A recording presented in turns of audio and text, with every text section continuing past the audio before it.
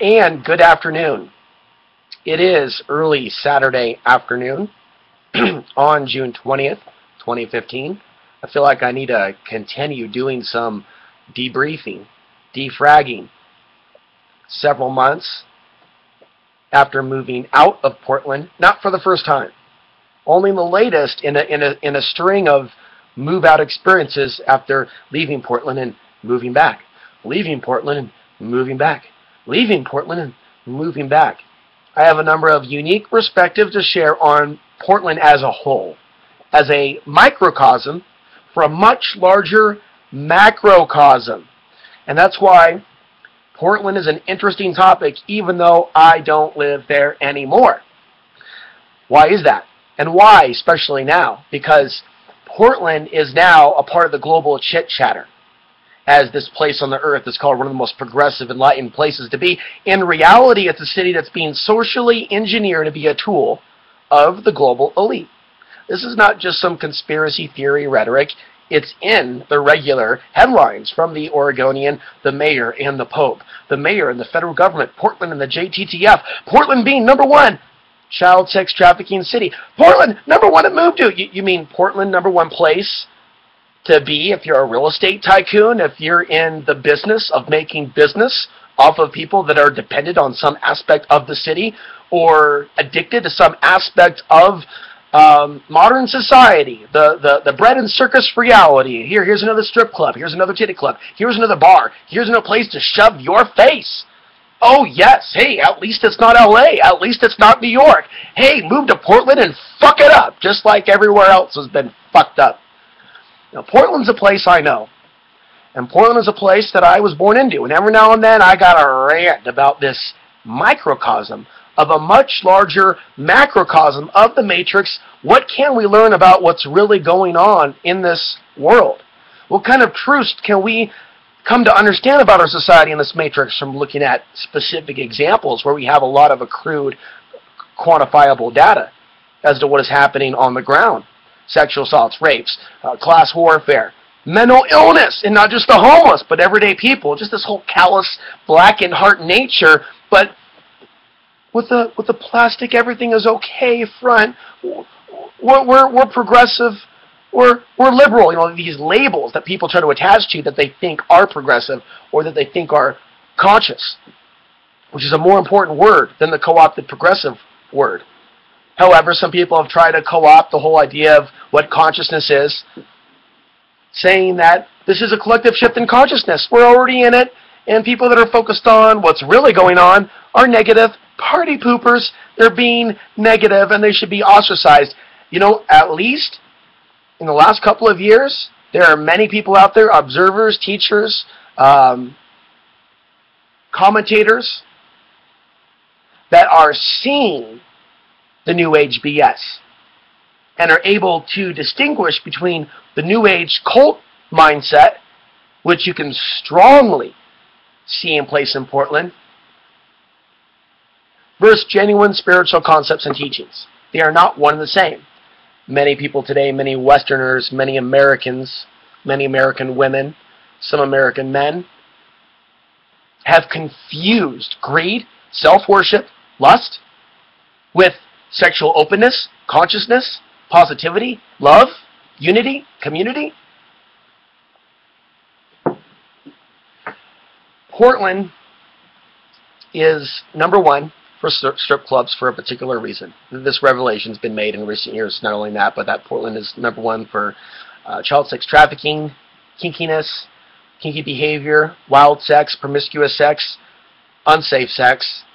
We mentioned the trafficking aspect of it, not just of children, but there's a big underground prostitution network. It's been there for years. Some of it's connected in with the mob and other groups. Of course, the city has been involved in human trafficking since the inception of Portland during the old Shanghai days. As above, so below, but not only that, we are affected by the past. And there is a karmic connection between generations. I've been saying this for years on my show in terms of the macrocosm. On the microcosm, you have a continuous history of sexual abuse, perversion, women picking really bad mates, in general, allowing themselves to stay in abusive situations, and men themselves, being a man that used to live in Portland, were constantly distracted by things of the physical flesh realm. Look over here, boobies over here, strip club over here. Come on, get your dick card over here. Strip club over here, escort service over here. Lingerie modeling over here. Come to the Jack Shack. Corner, put in the slot over here. Most cities are not inundated with the most perverse sexual acts that you can think of put into film. Most cities don't have stuff block to block. Look over here. Look, and it's not all in every block in Portland, but like a grid, if you look at the Portland map and you look at the per capita, there's more of that stuff going on in Portland than in other cities. Why do people confuse this for sexual liberation when in reality this stuff really comes from sexual repression?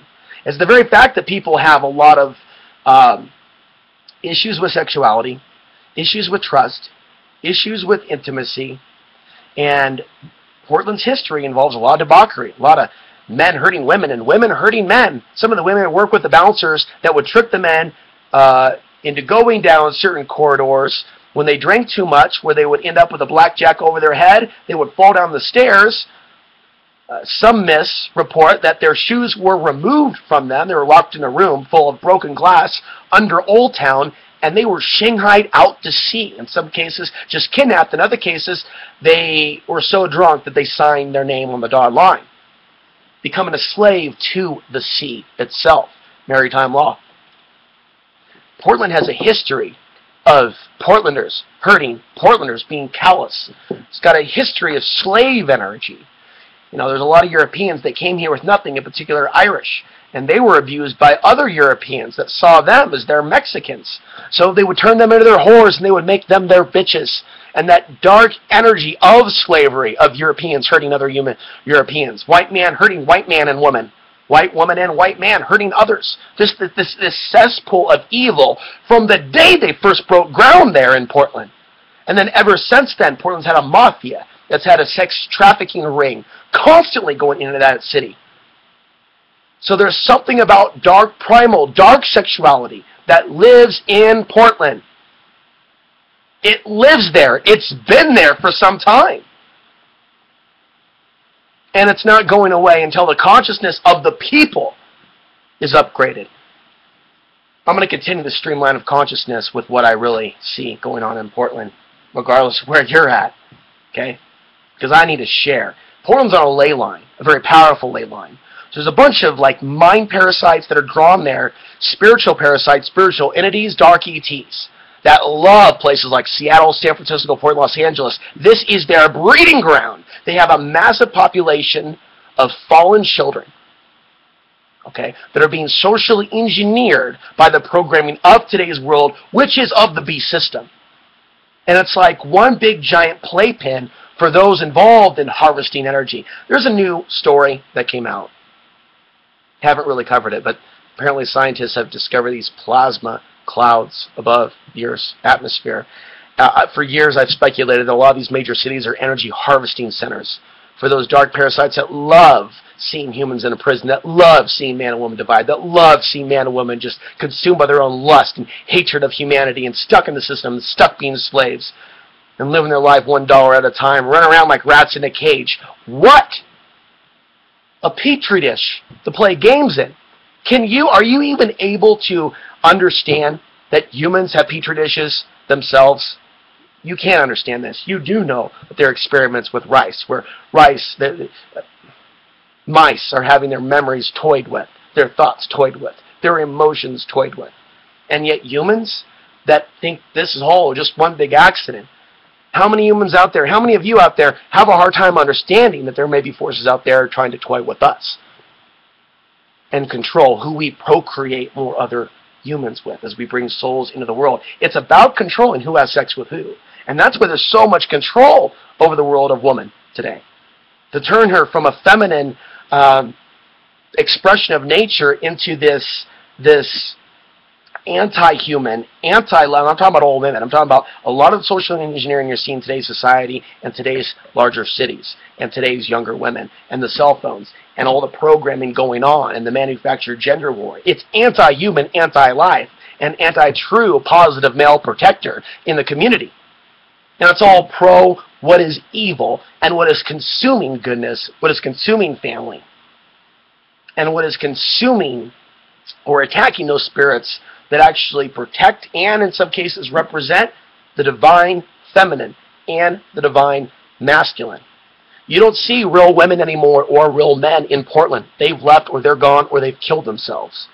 There are a few attractive people or fit people that are in positions of affluence or media that are being fed enough. But in reality,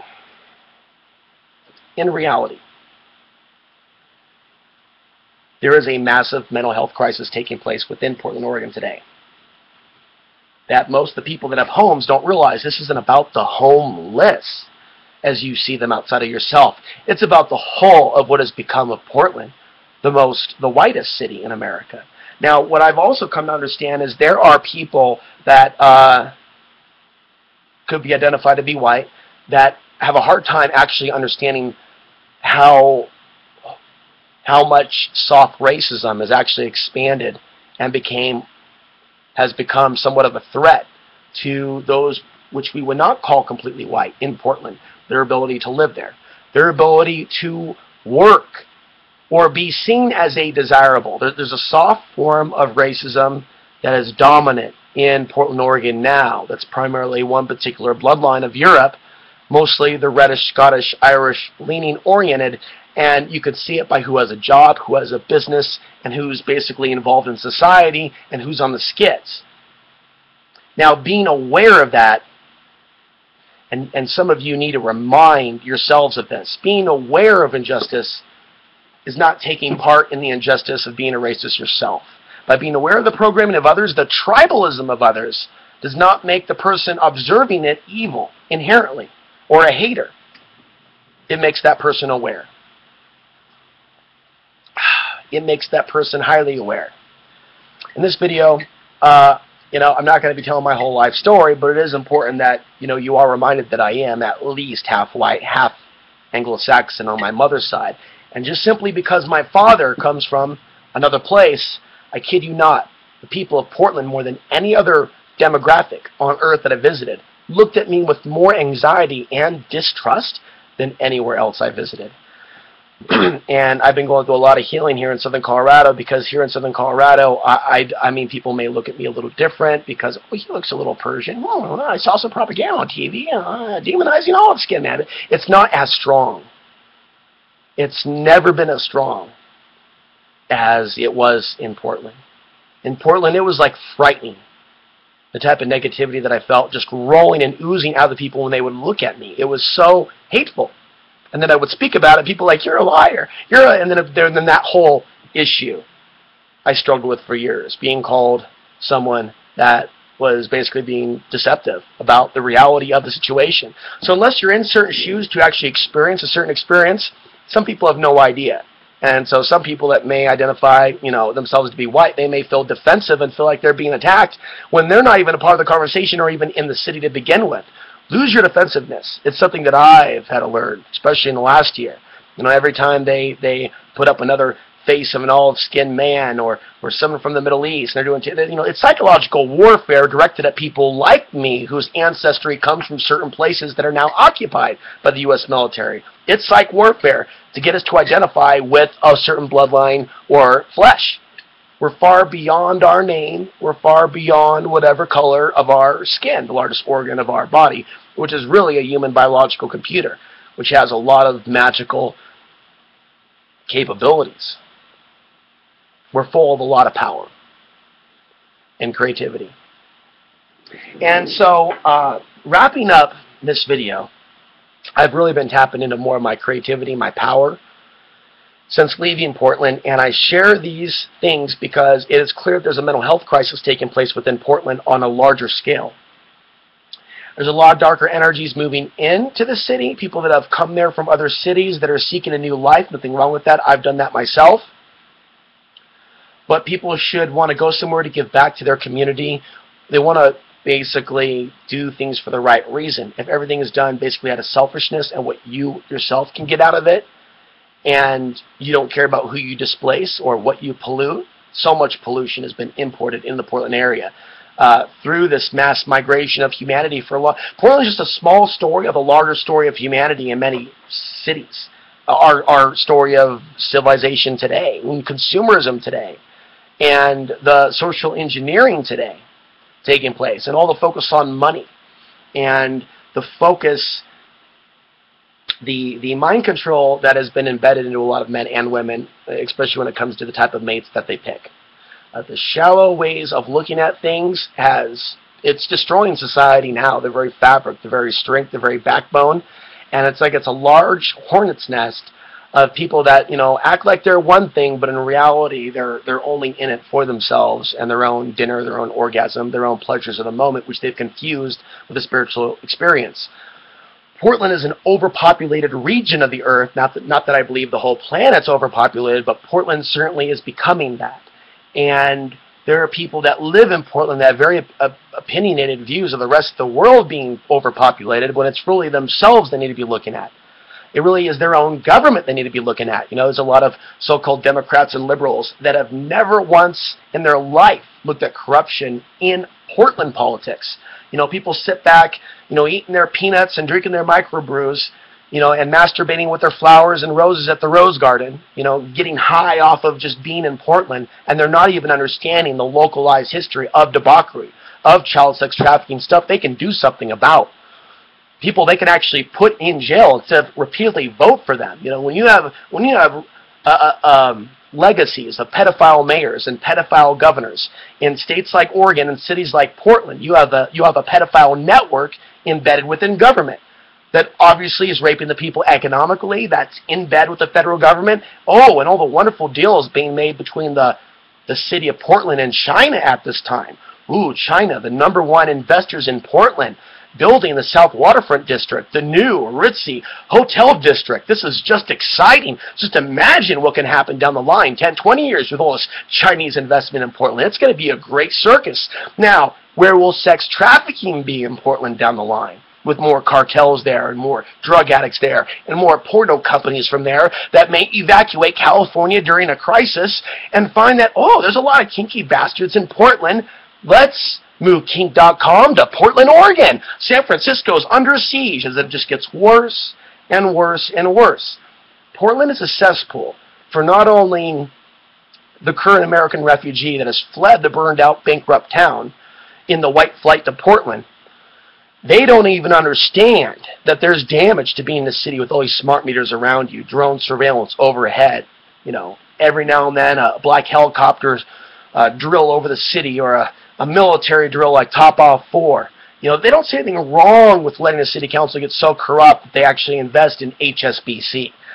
That they actually have G4S, which is on record for torturing citizens in Israel and South Africa and other places. It's a London-based corporation. They don't see anything wrong with G4S having a contract in the city of Portland.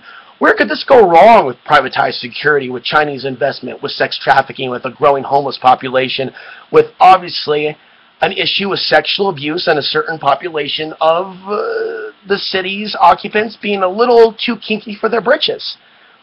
Never. And I'm going to conclude here. Have I pissed people off more about any topic whatsoever? Not 9/11, not discussing Obama, not discussing Bush, not being critical of the overseas wars, or my criticism of the overseas wars. None of those issues that I just spoke of, or any others. Even criticizing the brainwashing of some women today. It's only when I discuss the dark aspect of Portland that Portlanders come out of the woodwork and act like they're possessed demons, and they will use any word that they can type or come together in their mind or say to try to crush my spirits or attack me personally, because they themselves perceive themselves being attacked because I'm criticizing that underbelly of Portland. So therefore, nearly a 100%, 99 to 100% of Portland society is sought to punish me, or talk shit to me, or say, you know what? No. Everything you're saying is wrong, and it is you, Alex Hansery, that is evil inherently, like a demon, for even suggesting that there is a Tales from the Dark Side, other aspect to the real Portlandia. And that's really woken me up. How much I've been insulted, the nastiness that comes out of people when all I want to do is highlight issues that relate to women's safety, seeing the lack of other Portlanders or Portland women come to my side by raising these issues. There's a whole on collective possession going on of the body of those that make up of Portland, Oregon, and those that are moving there. This is so far beyond anything some of you have ever seen in a movie or are even willing to believe. But for those of you that know that we're not alone in this universe, there seems to be some sort of agenda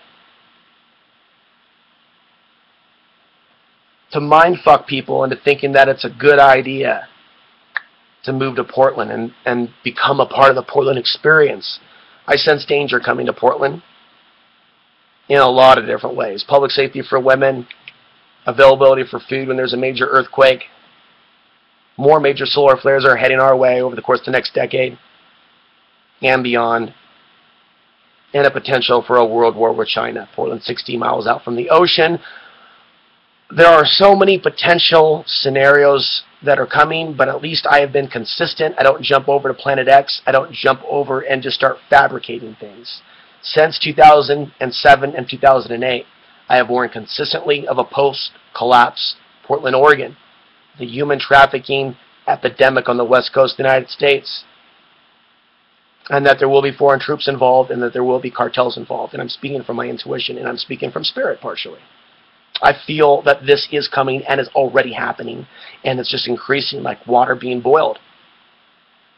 And I have spoken and spoken and spoken for at least 8 years about my warnings to the people of Portland, and they treated me specifically one particular way.